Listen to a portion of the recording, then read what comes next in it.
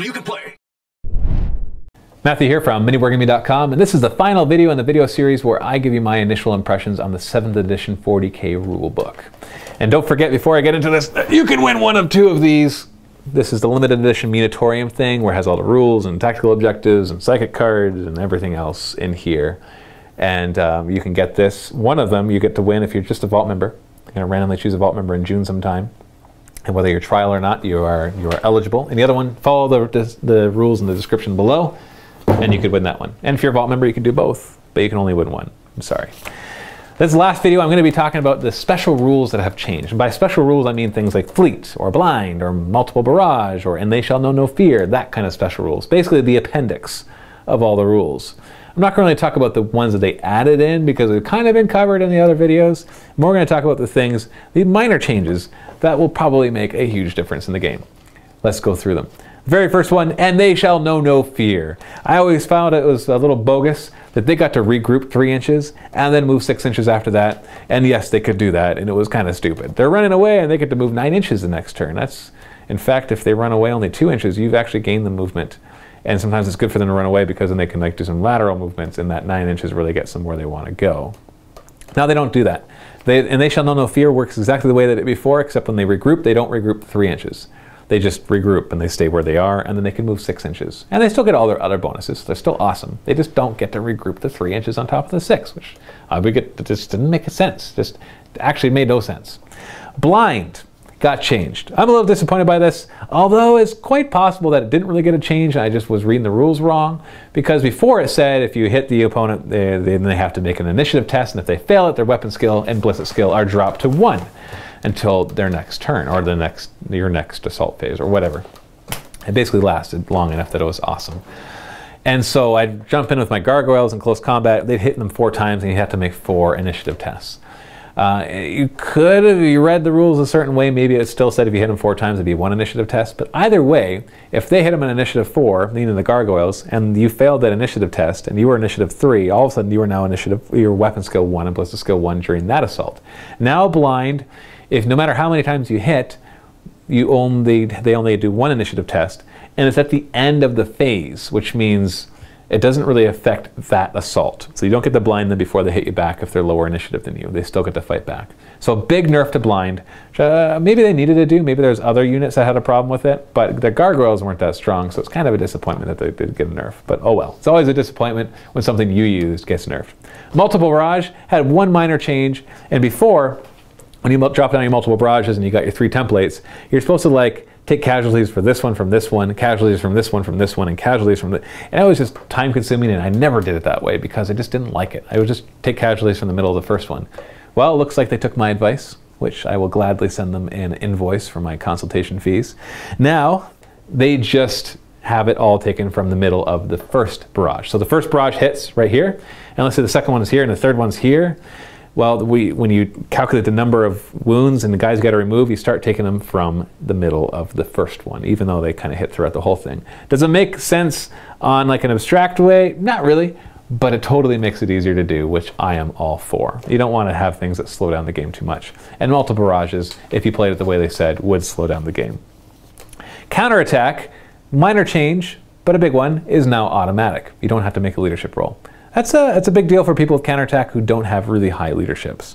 Feel No Pain has not changed, but it's been clarified. Before, there was this question of, let's say you made your Feel No Pain, did the unit still suffer an unsaved wound? And the rules as written, the answer was yes. So let's say that you got hit by entropic touch or strike by a Necron unit, and a Scarab Swarm or something. Well, basically that rule says if they suffer an unsaved wound, they lose their armor save for the rest of the game. So you hit like a monstrous creature, and he fails his 3+ save, he loses that 3+ save for the rest of the game. And then Feel No Pain says you suffer an unsaved wound, then you get to roll and you get to negate that wound. And so it's still left implied that you still suffered the unsaved wound.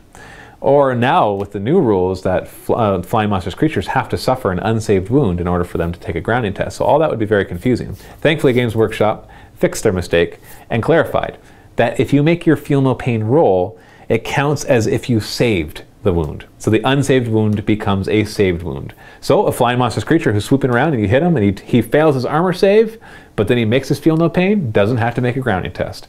You get hit by entropic touch, you fail your armor save, but you make your feel no pain, you don't lose your armor save. So that's an important change right there. Move through cover also received a minor change in that they are not slowed when charging into close combat.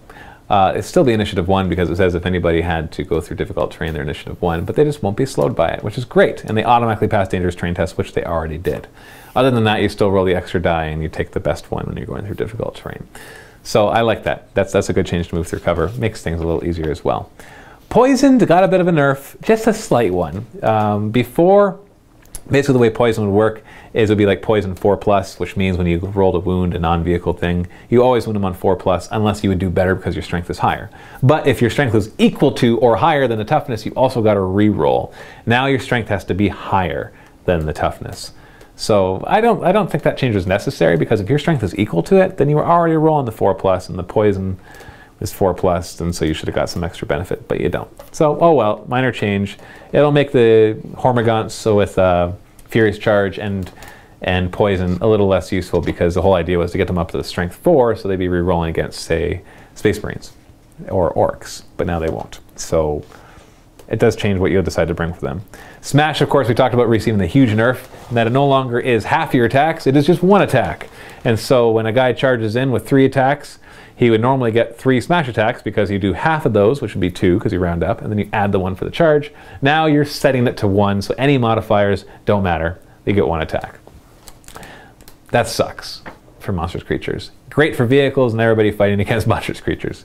But they changed it, and that's what they did. So, oh well, what you gonna do?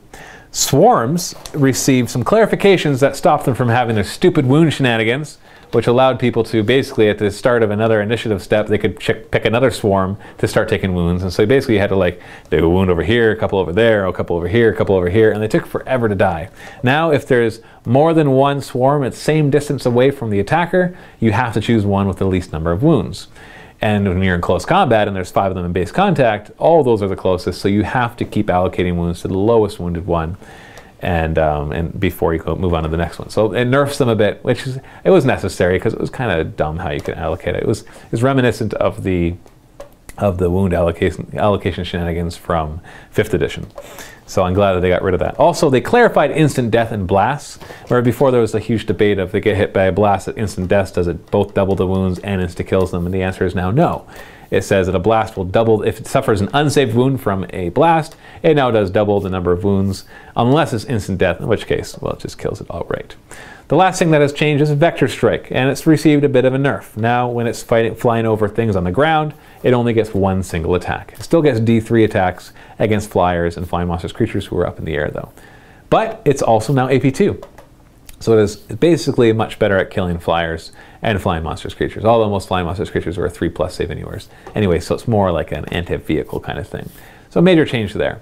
So most of the other rules, as far as I read, I went through them really quickly, I didn't see any other changes. Now, some of them I'm not as familiar with because I never used them, and so I wouldn't necessarily be able to quickly recognize if there's any others. So if I missed any, leave a comment below and tell me which ones I missed.